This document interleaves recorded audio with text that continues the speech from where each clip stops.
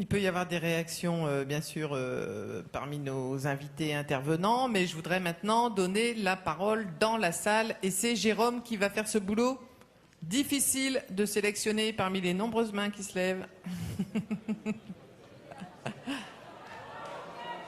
Oui. Donc, on va donner tout de suite la parole à Zined, que je vois debout depuis un petit moment et qui souhaite prendre la parole. Vas-y, Jérôme.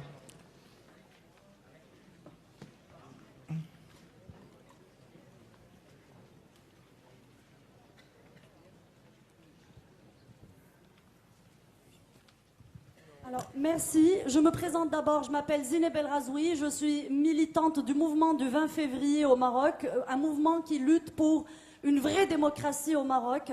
Je suis cofondatrice du mouvement du Mali, le mouvement alternatif pour les libertés individuelles au Maroc, qui a maintes fois subi la répression du régime. Je suis une journaliste au chômage au Maroc après la fermeture du support où je travaillais par le régime et dont voici le directeur, qui est l'auteur d'un livre censuré au Maroc parce que c'est un livre qui parle du roi du Maroc et qui est un homme accusé qui vient d'être inculpé il y a quelques mois pour le vol d'un ordinateur qui lui appartient. Et j'ai été inculpée du même coup avec lui pour prostitution. Voilà. Donc ça, c'est juste pour me présenter. Excusez-moi, je suis très en colère parce que sur ce panel, je vois des personnes de la société civile de différents pays, des gens qui viennent parler de révolution.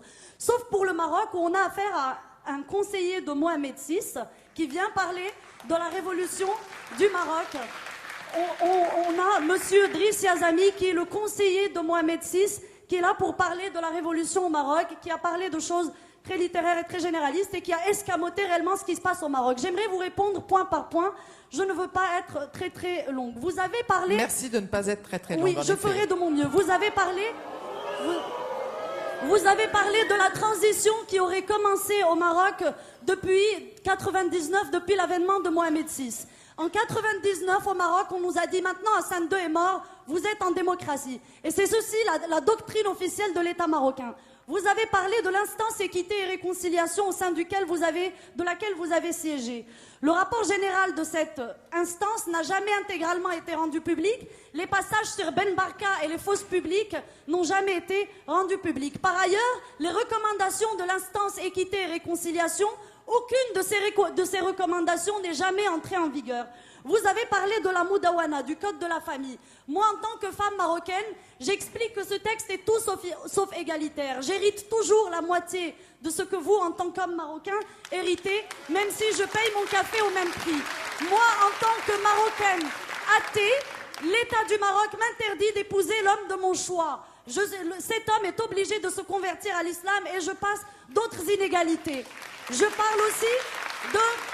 Vous avez aussi parlé d'un pas qui serait remarquable selon vous, qui est l'instance contre la corruption. Je précise que Transparency International, leur remise de prix cette année a été interdite par le régime marocain 3 fois de suite. Le remise de prix devait être donnée au militant Chakib Khiyari qui était condamné à 3 ans de prison au Maroc pour avoir dénoncé la corruption. Vous-même, monsieur Yazami, vous, depuis le début du mouvement du 20 février, notre mouvement a été traité par l'État marocain. Je passe les tabassages, je passe tous ceux qui ont été dans le coma, je passe les morts. Et là, je rappelle Kamal Ammari, mort, assassiné par le régime à Asfi. Nous avons eu à peu près 13 immolations par le feu au Maroc. La dernière date de la semaine dernière. Monsieur le jeune Hamid Kanouni, 30 ans, immolé par le feu le 7 août à Berkane, décédé le 9 août. Fadoua Al-Aroui, immolé par le feu à Souk Sebt le 21 février, décédé le 23 février, victime de sa condition de mère célibataire, traitée de pute par le Mokadem de la ville, parce qu'elle est mère célibataire et qui s'est immolée publiquement par le feu. Il existe une vidéo de 3 minutes de sa mort, qui est juste insupportable. Où étiez-vous en tant que turiféraire des droits de l'homme à ce moment-là? Et je passe le reste. Le 15 mai, le dimanche 15 mai, nous avons été tabassés aux portes de Rabat. Nous avons été manifestés contre le bagne secret de Témara, qui figure dans les rapports de Human Rights Watch, d'Amnesty International, la prison verte de Témara qui est un secret de Polichinelle, où des centaines ou peut-être des milliers de personnes sont passées, avec des témoignages de personnes qui ont été violées par des tessons de bouteilles, des enfants en bas âge. Et là, il y a le fils, comment il s'appelle, l'islamiste là, le fils, enfin vous connaissez son cas, sa mère n'arrête pas de le dénoncer. La Grande-Bretagne a dédommagé Monsieur Mohamed Binyam, un Éthiopien qui s'est fait taillader le pénis à Témara. Et le Maroc continue de dire que cette prison n'existe pas. Vous-même, le 15 mai, vous êtes allé dans cette prison au moment où nous devions manifester sur les ordres de l'État marocain et vous avez dit que vous n'avez rien constaté. Alors que cette prison existe dans les rapports et les témoignages. Et vous le savez très très bien. D'accord? Donc maintenant, j'aimerais que vous nous disiez si le bagne de Témara existe ou pas. J'aimerais bien que vous répondiez sur ça. Pour ne pas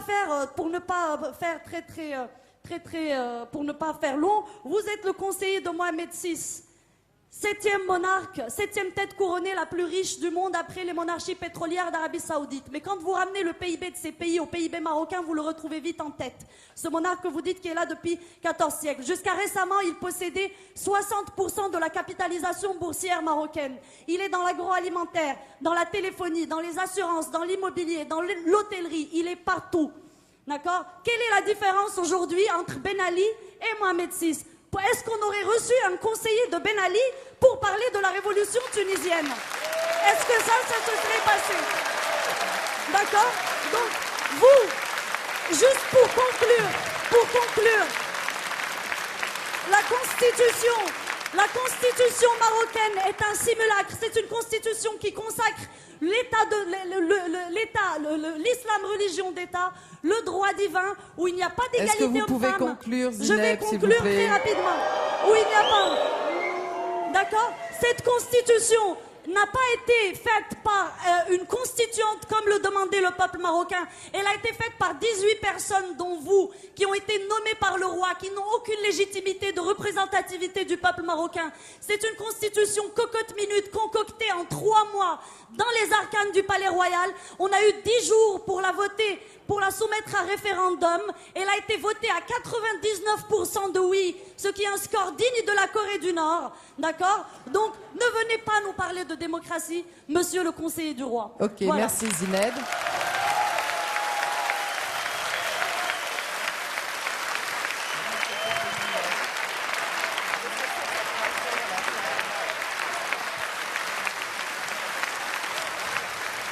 Bon,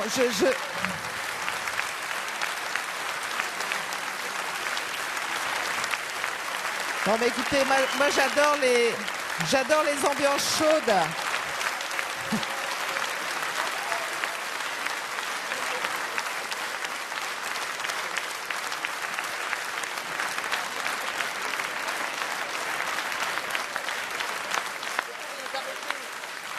Bon, s'il vous plaît. Ouh.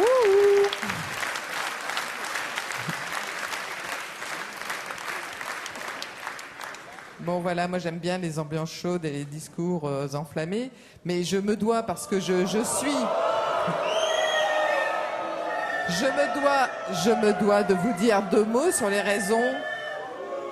raisons pour lesquelles Driss Eliazami est ici invité à ce panel sur les révolutions arabes.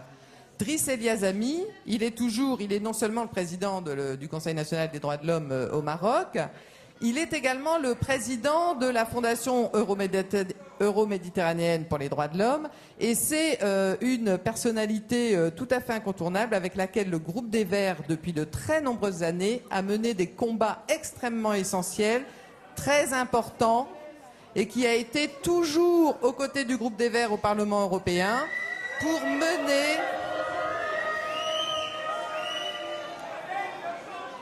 mener notre travail de défendre les droits de l'homme et la démocratie au Maroc. Il est également... Mais enfin, moi je ne crois pas, je ne pense pas que l'opération de lynchage public d'une personne qui est estimable relève d'un débat démocratique et soit une preuve de maturité politique. Alors maintenant, je vais donner la parole à Driss Eliazami, qui va répondre ce qu'il veut d'ailleurs.